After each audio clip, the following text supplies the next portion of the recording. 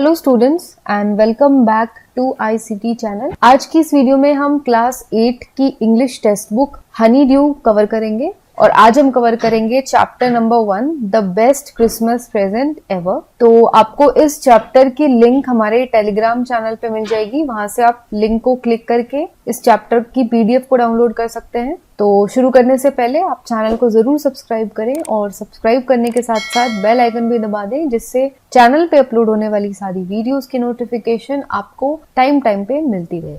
तो यह है आपका पहला chapter the best Christmas present in the world. Before you read, there are some dates or periods of time in the history of the world that are so significant that everyone knows and remembers them. The story you will read mentions one such date and event, a war between the British and the Germans in 1914. Can you guess which war it was?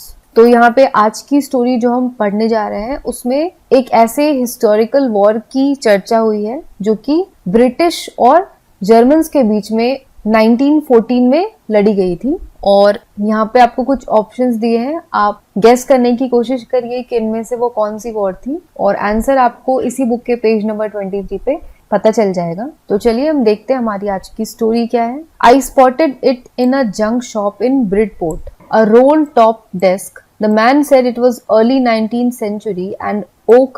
I wanted one, but they were far too expensive. This one was in bad condition, the roll top in several pieces, one leg clumsily mended, scotch marks all down one side. It was going for very little money. I thought I could restore it. It would be a risk, a challenge, but I had to have it. I paid the sum and brought it back to my workroom at the back of the garage. I began work on it on Christmas Eve. तो यहाँ पे जो author है वो इसको narrate कर रहे हैं, यानी ये जो हम पैसेज पढ़ रहे हैं वो ऑथर वहाँ पे इस पैसेज को नरेट कर रहे हैं और वो क्या बताते हैं कि मैंने ब्रिडपोर्ट में उसे देखा था। तो ये एक रोल टॉप डेस्क था, यानी एक किसी तरीके का एक डेस्क था, एक टेबल जैसा था जिसमें बहुत सारी ड्रॉर्स थी। जिस दुकान में उन्होंने देखा था उसका जो ओनर था, जो आदमी था जो उसे बेच रहा था, उसने कहा कि ये अर्ली 19th सेंचुरी का यानी 19वीं सदी की शुरुआत में ही वो बनाया गया था, उस टाइम का बना हुआ है और ये ओक से बना है। तो यहाँ पे ऑथर कहते हैं कि मैं भी ऐसा ही एक डेस्क लेना चाहता था लेकिन वो बहुत महंगा आता है। तो मैंने इसे देखा तो मैंने सोचा मैं इसे खरीद लूं, लेकिन वो एक बहुत ही बुरी कंडीशन में था, बहुत ही बैड कंडीशन में था। उसका जो रोल टॉप था वो टुकड़ों में टूटा हुआ था, उसकी एक जो पैर होती है टेबल की वो टूटी हुई थी और उसको किसी तरह बस जोड़ दिया गया था और साथ ही साथ उसमें जलने के बहुत सारे निशान थे उस टेबल पे और वो बहुत ही कम अमाउंट में उसको बेच रहा था, जो आदमी था उसको बहुत ही कम पैसों में बेच रहा था। तो यहाँ पे जो ऑथर है उन्होंने सोचा कि मैं इसे खरीद लेता हूँ क्योंकि उन्हें जरूरत थी ऐसे ही डेस्क। तो खरीद तो लेते बट उसको खरीदना भी एक रिस्क था क्योंकि बहुत ही बुरी कंडीशन में था, तो उसको खरीद करके वापस से उसको ठीक करना एक चैलेंज था उनके लिए, लेकिन उनको वो चाहिए ही था, इसलिए उन्होंने सोचा कि मैं इसे खरीद ही लेता हूँ। तो उन्होंने उसे खरीद के अपने वर्क रूम में रख दिया, उनकी गैराज के पीछे उनका वर्क रूम था, वहां पे उन्होंने रख दिया और क्रिसमस ईव के दिन यानी क्रिसमस वाले दिन उन्होंने उस पे काम करना शुरू किया कि ताकि वो उसकी हालत थोड़ी ठीक करे और उसे यूज करने के लायक बना दे। I removed the roll top completely and pulled out the drawers. The veneer had lifted almost everywhere. यहाँ पे विनीर का मतलब है a thin layer of plastic और decorative wood on furniture of cheap wood. तो विनीर क्या होता है, जो टेबल का जो टॉप होता है उसके ऊपर जो कवरिंग लगाते हैं, या तो प्लास्टिक का हो या प्लाई का हो, उसे विनियर कहते हैं। The veneer had lifted almost everywhere. It looked like water damage to me. तो टेबल टॉप के ऊपर से जो उसका प्लाई जैसा जो होता है वो हर जगह से थोड़ा सा उखड़ रहा था, ऐसा लगा था जैसे पानी के कारण उस पे या तो वो पानी में रहा या पानी के कारण उसे खराब हो गया वो, और वो इधर उधर ऊपर नीचे हो चुका था। Both fire and water had clearly taken the toll on the desk. तो पानी से और आग से दोनों ही से ये डेस्क खराब हो चुका था। The last drawer was stuck fast. I tried all I could to ease it out gently. In the end, I used brute force. Brute force यानी बहुत ज्यादा फोर्स लगाया। तो जो लास्ट ड्रॉर था वो अटक रहा था, वो ठीक से खुल नहीं रहा था, तो उन्होंने बहुत ज्यादा उस पर फोर्स लगाया उसे खोलने के लिए। I struck it sharply with the side of my fist and the drawer flew open to reveal a shallow space underneath a secret drawer. तो उन्होंने ड्रॉर को साइड से अपने हाथ से मारा और ड्रॉर जो है वो खुल गया, और खुलते उन्हें ये पता चला कि उसके अंदर एक और सीक्रेट ड्रॉर है, यानी एक और छोटा सा ड्रॉर है There was something in there. I reached in and took out a small black tin box. Sellotaped to the top of it was a piece of lined note paper and written on it in shaky handwriting. तो उन्होंने उस box के अंदर देखा तो उसमें एक छोटा सा टिन का बॉक्स था, एक लोहे का बॉक्स था जिसको ऊपर में सेलो टेप से चिपकाया गया था, और उसके अंदर उन्होंने देखा तो उसमें एक नोट पेपर था, एक नोट था जिसमें शेकी हैंडराइटिंग, यानी हाथ जब शेक करते हैं, हाथ जब हिलते हैं उस टाइम आप लिखो तो हैंडराइटिंग जो होती है उसको कहते हैं शेकी हैंडराइटिंग। तो वैसे हैंडराइटिंग में कुछ लिखा था। क्या लिखा था? Jim's last letter received January 25, 1915 to be buried with me when the time comes. तो उस पे लिखा था कि ये जिम का लास्ट लेटर है जिसे 25 जनवरी 1915 को रिसीव किया गया था और ये मेरे साथ ही दफन होना चाहिए, यानी जब मैं मरूं मुझे दफनाया जाए तो ये लेटर भी मेरे साथ ही दफना दिया जाए। I knew as I did it that it was wrong of me to open the box, but curiosity got the better of my scruples. It usually does. तो यहाँ पे उन्होंने ये ऑथर ये सोच रहे थे कि ऐसा करना सही नहीं है क्योंकि ये किसी और का लेटर है और किसी का बॉक्स और लेटर खोल के मुझे नहीं देखना चाहिए। वो हेजिटेट कर रहे थे कि वो गलत कर रहे हैं, लेकिन फिर भी उन्होंने सोचा कि नहीं, मैं देख ही लेता हूँ, क्योंकि उनकी क्यूरियोसिटी, उनकी जो जिज्ञासा थी वो बढ़ते जा रही थी कि वो लेटर आखिर किसने लिखा, क्या है, कैसा है। तो उन्होंने बॉक्स को खोला। Inside the box there was an envelope. The address read Mrs Jim McPherson, 12 Copper Beeches, Bridport, Dorset. I took out the letter and unfolded it. It was written in pencil and dated at the top December 26, 1914. तो उन्होंने जब box खोला तो उसके अंदर उन्हें एक envelope मिला, एक लिफाफा मिला जिसमें लिखा था, किसी मिसेस जिम मैकफर्सन के नाम से वो एड्रेस किया गया था उस लेटर को, और वहां पे उनका एड्रेस लिखा था। तो उन्होंने उस लेटर को खोला और फोल्ड किया हुआ था लेटर, तो उसको अनफोल्ड किया, यानी उस लेटर को खोला, उस पे लिखा था डेट, सबसे ऊपर पेंसिल से लिखा था December 26, 1914, यानी वो जो लेटर था वो 26 दिसंबर 1914 को लिखा गया था। अब यहाँ पे हमें लेटर बताया गया कि लेटर पे क्या लिखा था। Dearest Connie, I write to you in a much happier frame of mind because something wonderful has just happened that I must tell you at once. We were all standing in our trenches yesterday morning, Christmas morning. It was a crisp and quite all about as beautiful a morning as I've ever seen, as cold and frosty as a Christmas morning should be. तो यहाँ पे उन्होंने लिखा था dear Connie, यानी short form में जैसे nickname होता है या प्यार से किसी को एड्रेस करते हो तो वैसे ही एड्रेस करके कॉनी को लिखा था। तो यहाँ पे जिसने वो लेटर लिखा था वो कॉनी को बता रहे थे कि आज मैं बहुत खुश हूँ ये लेटर लिखते हुए, क्योंकि आज मेरे साथ कुछ बहुत अच्छा हुआ। आज सुबह की जो मॉर्निंग थी, आज जो सुबह थी वो बहुत ही अच्छी थी क्योंकि आज क्रिसमस था, और जैसे क्रिसमस की मॉर्निंग ब्यूटीफुल होती है वैसे ही आज की भी मॉर्निंग कोल्ड थी और काफी सुंदर थी। I should like to be able to tell you that we began it, but the truth I'm ashamed to say is that Fritz began it. But the truth I'm ashamed to say is that Fritz began it. First, somehow saw a white flag waving from the trenches opposite. First, someone saw a white flag waving from the trenches opposite. Then they were calling out to us from across no man's land. Happy Christmas, Tommy. Happy Christmas. When we had got over the surprise, some of us shouted back, Same to you, Fritz. Same to you.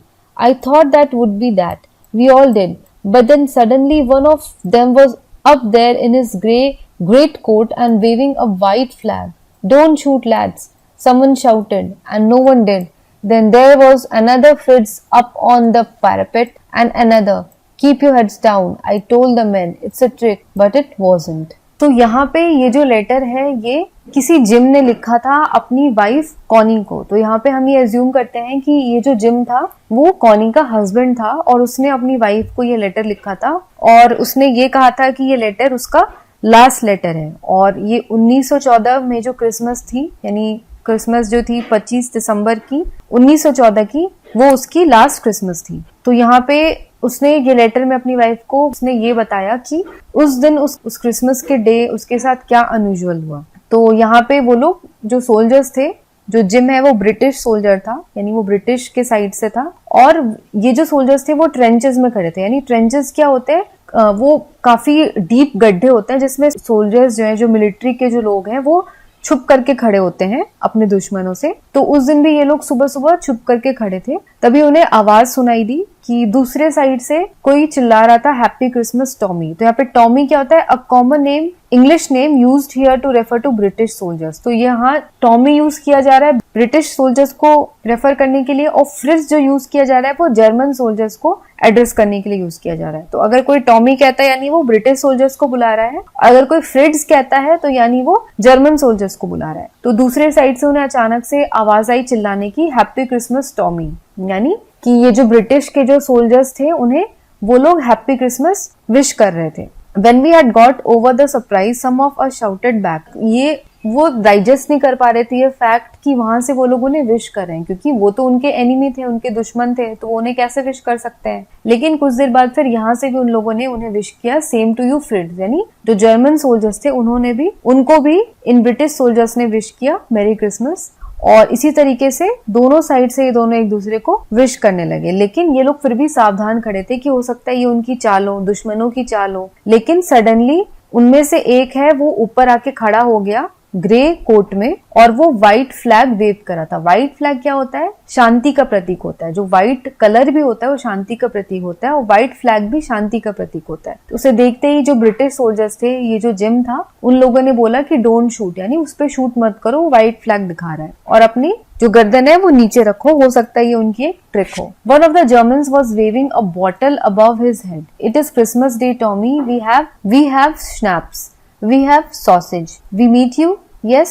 By this time there were dozens of them walking towards us across no man's land, and not a rifle between them. Little Private Morris was the first up. Come on boys, what are we waiting for? And there was no stopping them. I was the officer. I should have stopped them there and then, I suppose, but the truth is that it never even occurred to me I should. All along their line and ours I could see men walking slowly towards one another, grey coats, khaki coats meeting in the middle, and I was one of them. I was part of this. In the middle of the war, we were making peace.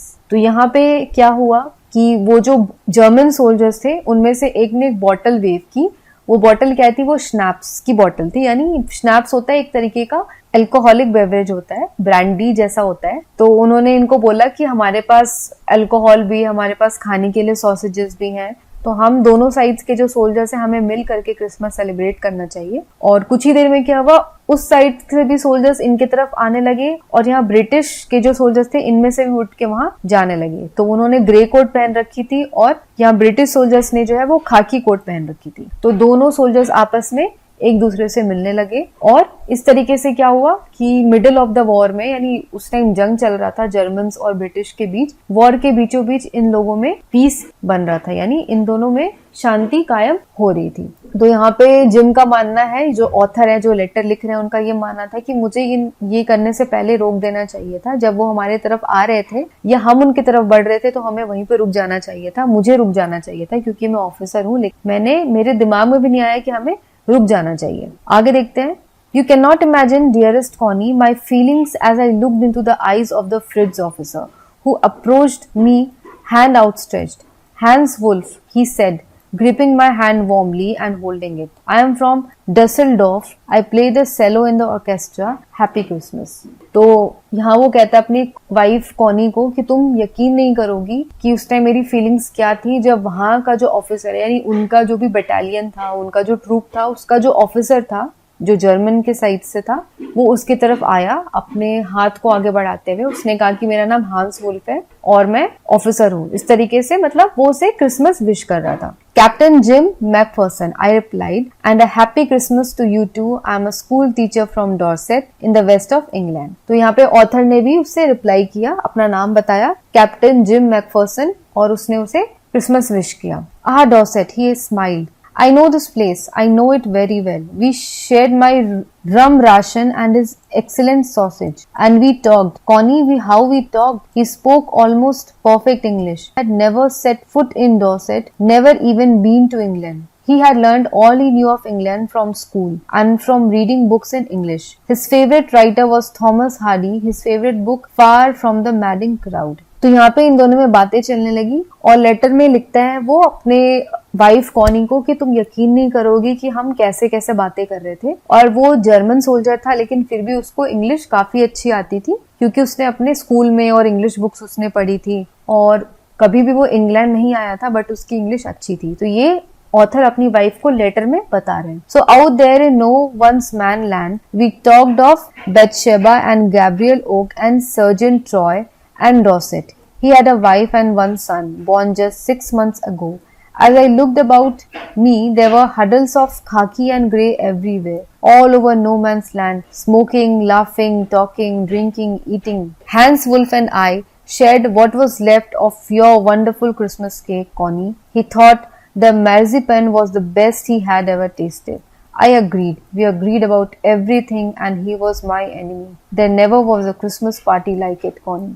तो यहाँ पे वो बताते हैं कि हमने वहाँ पे बहुत सारी बातें की, और तो यहाँ पे जो हैंस वुल्फ थे, जो जर्मन सोल्जर था, उनकी वाइफ थी और एक 6 महीने का बेटा भी था, और वो एक साथ बातें कर रहे थे। और जो सारे सोल्जर्स थे, ब्रिटिश सोल्जर्स और जर्मन सोल्जर्स, सारे ही मिलके डांस कर रहे थे, खा रहे थे, पी रहे थे, और वो नजारा बिल्कुल देखने लायक था। और वो अपने वाइफ कॉनी को बताते हैं कि उसने जो केक दिया था, जो क्रिसमस केक था, वो भी उन लोगों ने शेयर किया। Then someone, I don't know who, brought out a football. Great coats were dumped in piles to make goal posts, and the next thing we knew, it was Tommy against Fritz out in the middle of no one's land. Hans Wolf and I looked on and cheered, clapping our hands and stamping our feet to keep out the cold as much as anything. There was a moment when I noticed our breaths mingling in the air between us. He saw it too and smiled. Jim McPherson, he said after a while, I think this is how we should resolve this war. A football match. No one dies in a football match. No children are orphaned. No wives become widows. तो अचानक से जब वो बातें कर रहे थे, तो कोई वहां पे फुटबॉल किसी ने ले आया। अगले ही पल वो लोग फुटबॉल खेलने लगे। जो जर्मन्स और जो ब्रिटिश सोल्जर्स थे, सारे मिलके फुटबॉल खेलने लगे। और इसी बीच जो जर्मन ऑफिसर थे, जिम मैकफर्सन, उन्होंने जिम मैकफर्सन यानी ऑथर को कहा कि इसी तरीके से हमारी जो वॉर है, हमारा जो जंग है, वो खत्म कर दिया जाना चाहिए, एक फुटबॉल मैच खेल करके, जहाँ पे कोई जो बच्चा है वो ना अनाथ हो, ना ही किसी वाइफ का हस्बैंड मरे। I would prefer cricket, I told him. Then we Tommies could be sure of winning probably. We laughed at that and together we watched the game. तो यहाँ पे ऑथर ने कहा कि मुझे तो क्रिकेट खेलना अच्छा लगता है, तो मैं क्रिकेट ही खेलता अगर वॉर को, जंग को खत्म करने की बात होती तो ऐसा करके हम श्योर होते कि हम जीतेंगे ही जीतेंगे. Sad to say, Connie, Fritz won 2 goals to 1. But as Hans Wolf generously said, a goal was wider than theirs, so it wasn't quite fair. तो यहाँ पे वो बताते हैं कि जो जर्मन्स थे वो जीत गए, उनके 2 गोल थे और हमारे 1 गोल थे. The time came and all too soon when the game was finished, the schnapps and the rum and the sausage had long since run out and we knew it was all over. I wished Hans well and told him I hoped we would see his family again soon, that the fighting would end and we could all go home. और यहाँ पे फिर game खत्म हो गया और सब कुछ अब खत्म होने वाला था. आज का जो दिन था वो पूरा ओवर हो गया था. और यहाँ पे जो जर्मन ऑफिसर थे, हैंस और जिम, इन दोनों ने एक दूसरे से वो मिले और उन्होंने ये कहा कि हम जल्दी एक दूसरे की फैमिली से मिलेंगे जब ये जंग खत्म हो जाएगी और जब हम सब अपने अपने घर लौट जाएंगे तब. I think that is what every soldier wants on both sides, Hans Wolf said. Take care Jim McPherson, I shall never forget this moment, nor you. He saluted and walked away from me slowly, unwillingly.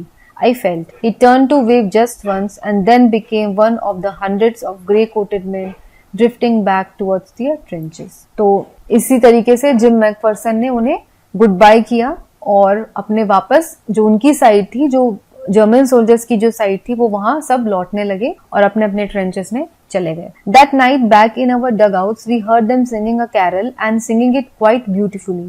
It was still Nach, silent night. A voice gave them a rousing chorus of wild shepherds watched. We exchanged carols for a while and then we all fell silent.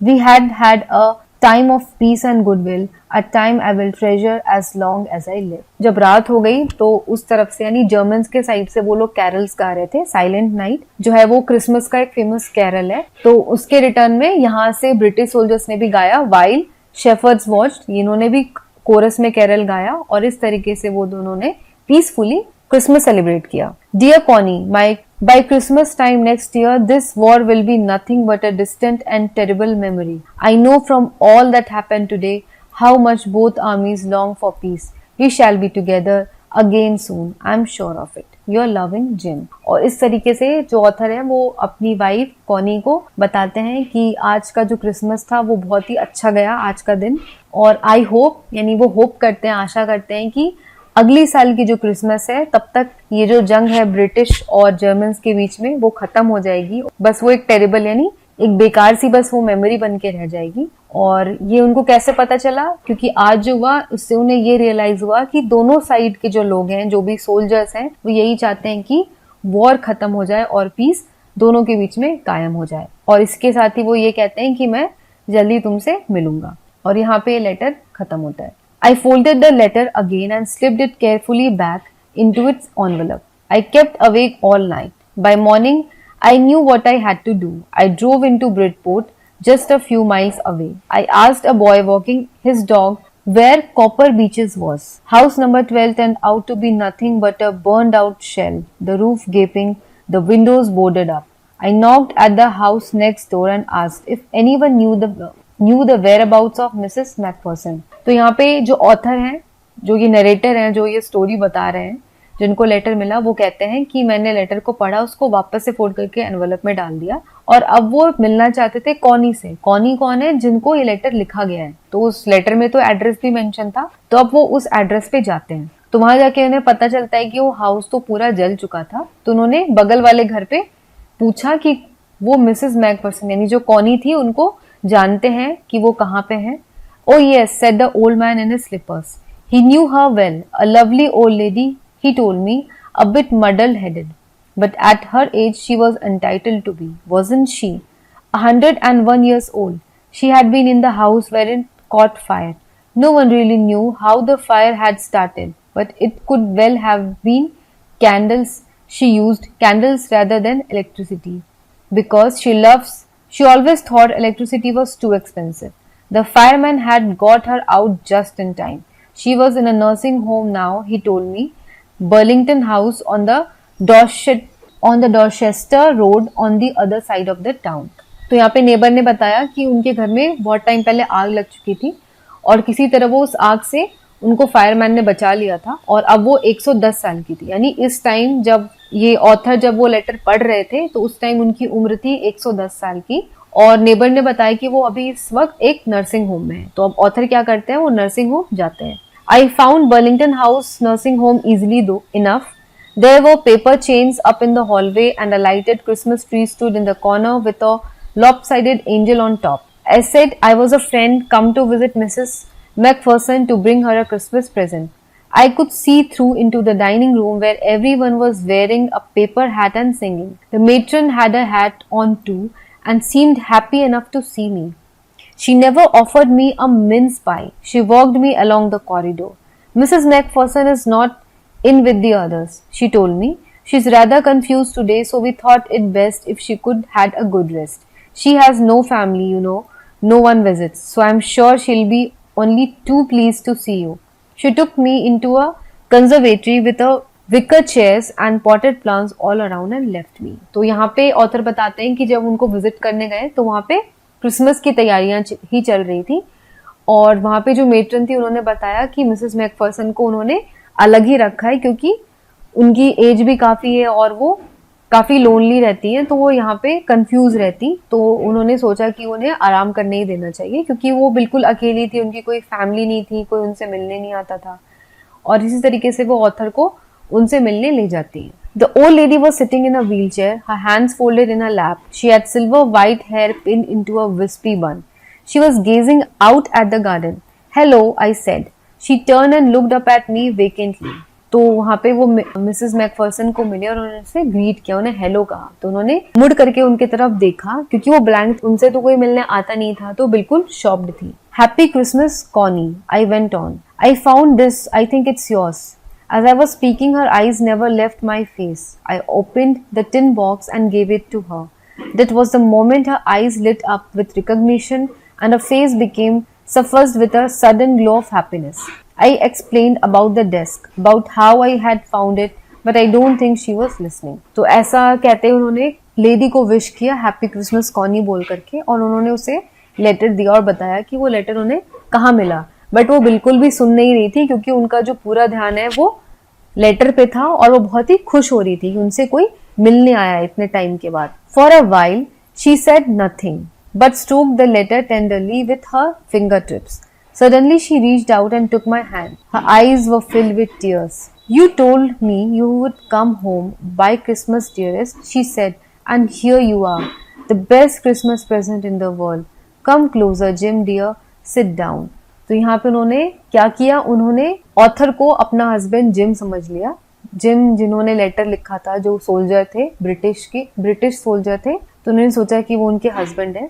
तो उसने Mrs Macpherson ने उनको बोला कि आओ आप यहाँ बैठो, और आपने कहा था कि आप क्रिसमस तक वापस आ जाएंगे, और आज क्रिसमस है और आज आप लौट आए हो, तो ये मेरे लिए अब तक का सबसे अच्छा क्रिसमस गिफ्ट है। I sat down beside her and she kissed my cheek. I read your letter so often Jim every day. I wanted to hear your voice in my head. It always made me feel you were with me, and now you are. Now you are back, you can read it to me yourself. Would you do that for me, Jim dear? I just want to hear your voice again. I would love that so much. And then perhaps we'll have some tea. I've made you a nice Christmas cake, marzipan all around. I know how much you love marzipan. Michael Morpurgo. तो यहाँ पे वो जो author है उनको clearly अपना husband gym समझ रही थी, और उन्होंने उनको अपने पास बिठाया और ये कहा कि मैं हमेशा से आपका ही वेट कर रही थी और आपके लेटर में डेली पढ़ती थी, तो अब आप लौट आए हैं तो ये लेटर भी आप मुझे खुद से ही पढ़ के सुना दे। उसके बाद हम क्रिसमस सेलिब्रेट करेंगे और चाय पियेंगे और केक खाएंगे। तो आज का ये लेसन यहीं पे एंड होता है, और ये एक बहुत ही अच्छी स्टोरी थी जो कि 1914 के वॉर के बारे में थी, और बताती है कि उस टाइम के वॉर के टाइम पे कैसी कंडीशंस थी। तो स्टूडेंट्स, यहाँ पे लेसन तो आज खत्म हो गया है, लेकिन ये जो क्वेश्चन आंसर्स है वो हम अगली वीडियो में यानी अगले पार्ट में हम डिस्कस करेंगे। तो आज के लिए बस इतना ही। अगर आज की वीडियो आपको पसंद आई हो तो लाइक बटन को जरूर दबाएं, और इस वीडियो को आप अपने सारे फ्रेंड्स के साथ भी जरूर शेयर करें। So that's it for today. मैं मिलूंगी आपको अगली वीडियो के साथ। तब तक के लिए take care, stay safe and have a nice day.